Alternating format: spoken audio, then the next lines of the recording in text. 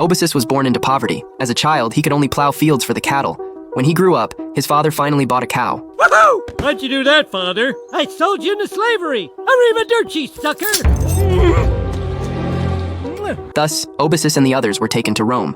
Everything there fascinated them, but it wasn't long before they were sold to the gladiatorial arena. Remember, there are no small wounds, only small victims. Obesis was soon thrust into the arena to fight. In contrast, his opponent was strong and imposing. Seeing this, Obesis could only defend himself. But in order to survive, Obesis had to fight back fiercely. With years of experience plowing fields, he quickly defeated his opponent. This caught the attention of the slave owner's daughter, Marjola. She instantly fell in love with him.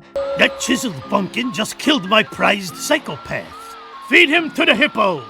No, Father. Look how the crowd loves him. That hunky rube could put a lot of togas in the seats.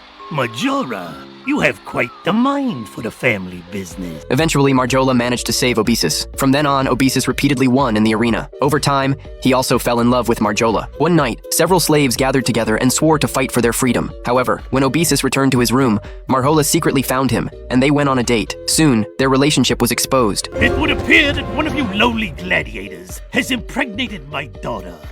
Tell me who laid with her, and the rest of you will be spared the lash. To help Obesis, several slaves stood up and covered for him. You jerks! You knew I liked her! We were covering for you, jackass. Oh, right.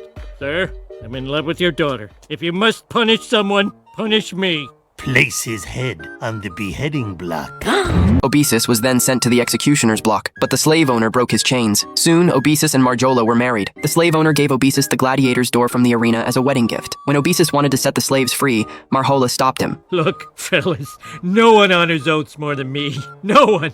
Just give me a little time till we get on our feet, then I'll totally free you. Afterward, Obesis opened a laundry business in the city. He made a fortune by collecting urine to wash clothes. He became wealthy and took his family on luxurious cars and moved into a mansion. But at a party, Marjola persuaded Obesis to enter politics. He was successfully convinced and requested to join the Senate. Ha ha ha ha! The P-guy, a senator? That would be an insult to the dignity of this office. Now, if you'll excuse me, Senator Horse and I are going shopping for lewd pottery. Obesis grew dissatisfied with the words of the opposition. Just then, the emperor's adopted son, Burns, suddenly appeared. He wanted Obesis to assassinate the emperor. Once Burns took the throne, Obesis would be able to enter the Senate. The two quickly reached an agreement. That night, Obesis secretly snuck into the palace and killed the emperor when he wasn't paying attention. Thus, Obesis became the new member of the Senate, and Marjola gained a high position as well. However, she wanted Obesis to assassinate Burns next. Sweet jumping Jupiter! What more do you want? We started at the bottom, and now we're one rung from the top. It's a natural stopping point. Will you never be satisfied? But during the emperor's coronation ceremony a few days later,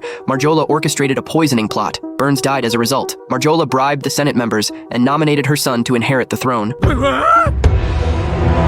He was born rich, so he got to be good at business. But Obesis knew that her son wasn't fit to be king. Soon, the newly crowned emperor, Batigula, declared war on the sea god Neptune. The war caused significant losses. Batigula then began massive construction projects to build high walls to defend against foreign invaders. He dissolved the Senate and used acid to eliminate his opponents. He abused his power to oppress the common people, which led to widespread discontent across the empire. Obesis could no longer tolerate Batigula's true nature and exposed him. And overthrow this madman! Blasphemy! Seize him! For your heresy, Father, I sentence you to be eaten by the lions. Why are we here? They said I could bring a couple of belongings. Hey, this is where we made our freedom pact, remember? The one you refused to honor for 20 years? Obesis regretted his past actions, but just then, his daughter Lysandra came to take him away. I'm not going to run. Because you physically can't? Yes, mostly. But also because we have to stop Artigula and save the Republic. Are you fellas with me? No. Obesis looked at the weapons in the corner. The next day, he walked toward the gladiatorial arena once again. He stared at Batigula on the platform, then began to taunt him with words. Seeing this, Batigula decided to fight Obesis to the death. Using his physical advantage, Obesis quickly defeated Batigula. Kill the god! Kill the god!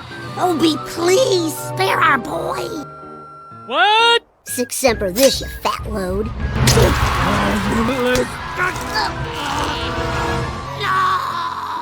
Thus, both of them fell. Marjola finally realized her mistakes. After Obesis died, a statue was erected in his honor, but the Roman Empire gradually fell.